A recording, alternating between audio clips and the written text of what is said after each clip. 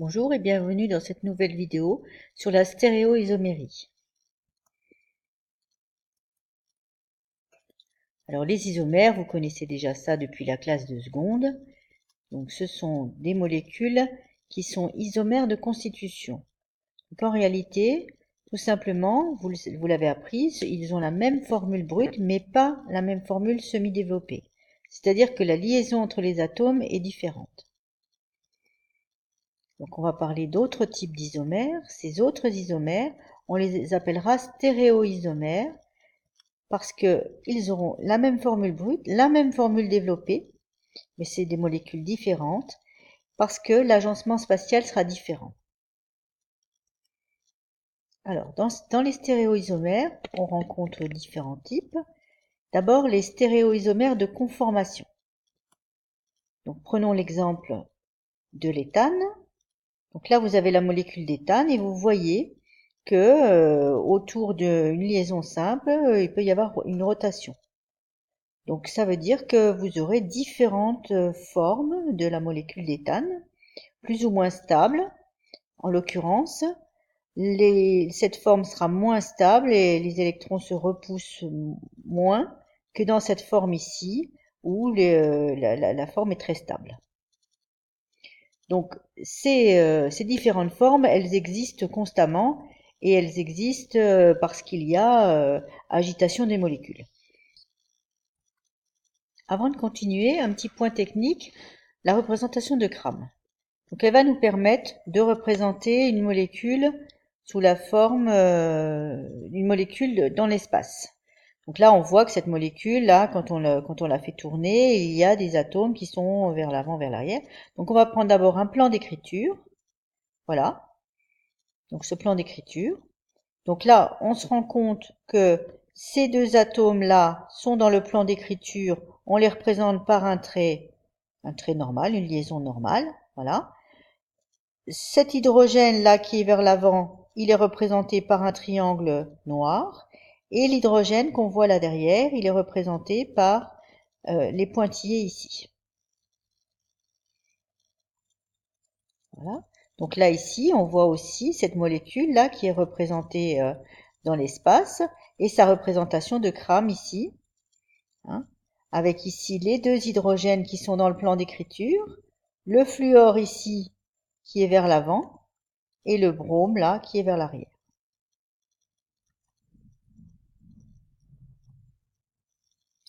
Donc nous avons parlé des stéréoisomères de conformation. Il existe aussi des stéréoisomères de configuration. Donc ces stéréoisomères, ils vont être caractérisés par une notion qui s'appelle la notion de chiralité.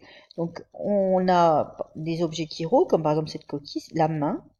Hein, chiral d'ailleurs ça veut dire, ça vient de main. Ce sont des objets qui sont images l'un de l'autre dans un miroir. Là, vous avez la main qui est exactement identique de chaque côté, sauf que ces objets ne sont pas superposables. Si vous mettez vos deux mains là comme elles sont, si on veut superposer, elles ne se superposent pas.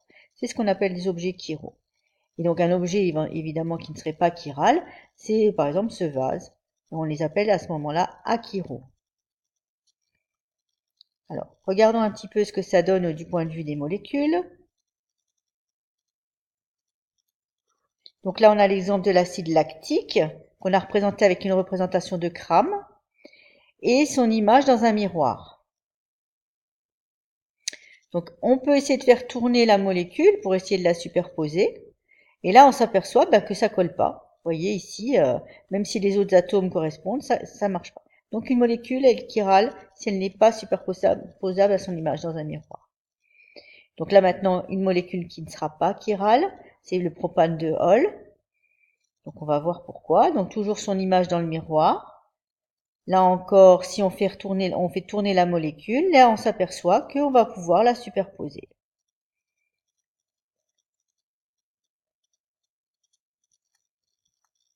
Donc reprenons notre premier exemple. Donc la molécule est chirale.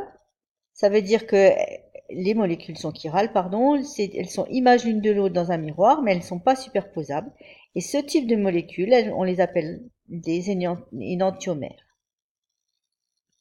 Alors prenons encore un autre exemple de molécule. Donc, qu'est-ce qui peut nous faire dire que ces molécules sont des molécules chirales ou non? Eh bien, en réalité, on regarde déjà, elles doivent être images l'une de l'autre dans un miroir et non superposables. Et donc, pour trouver ça, on a une autre façon de faire, c'est de chercher, alors elles s'appellent des énantiomères, on l'avait dit déjà, c'est de chercher s'il y a un carbone asymétrique. Alors, on le repérera toujours avec une astérix, voilà. Et donc, le carbone asymétrique, c'est un carbone qui est relié à 4 groupes différents. Donc, 4 groupes, ça veut dire, vous regardez tout ce qui est à la suite de la liaison ici. Hein. Voilà. Donc ici, on voit bien qu'on a un carbone qui est relié à 2 hydrogènes. Donc, c'est le même. Il n'y a pas 4 groupes différents, il y a 3 groupes différents. Donc, voilà. On a une molécule dite achirale. Donc, lorsqu'on a des énantiomères, si on en fait un mélange 50-50, c'est-à-dire en même proportion des 2 énantiomères, on obtient ce qu'on appelle un mélange racémique. Et un mélange racémique, c'est un mélange qui est inerte vis-à-vis de la polarisation de la lumière. Les énantiomères, ils ont même propriétés physiques, chimiques, mais ils peuvent avoir des effets biologiques différents. Prenons un exemple, c'est un médicament, le thalidomide. Ça a été commercialisé dans les années 60 pour les femmes enceintes comme antivomitif. Un des énantiomères était bien un antivomitif, mais pas l'autre, qui a provoqué des lésions très importantes sur les fœtus.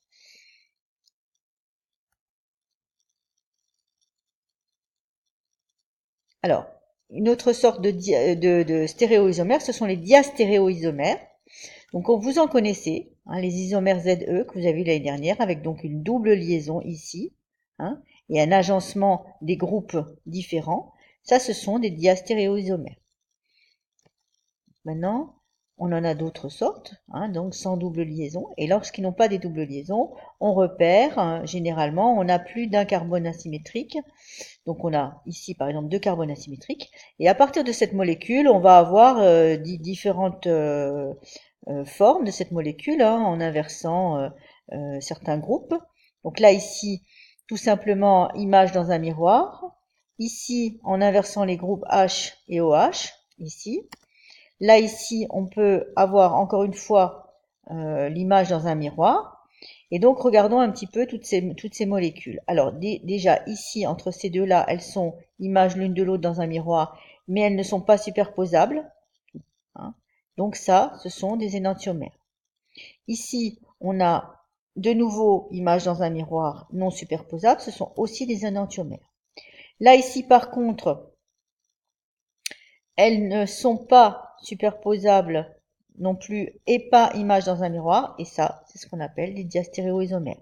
Ici, c'est la même chose. Ces deux-là sont diastéréoisomères, et là aussi, celle-là et celle-là sont des diastéréoisomères. Ce sont des molécules qui sont chirales, mais non superposables à leur image dans un miroir.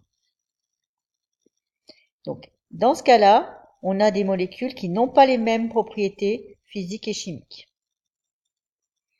Donc, que doit-on retenir? D'abord, qu'on a différents types d'isomères. Les isomères de constitution, que vous avez vu déjà en classe de seconde. Les stéréoisomères, stéréo parce que c'est lié à l'espace, l'agencement spatial.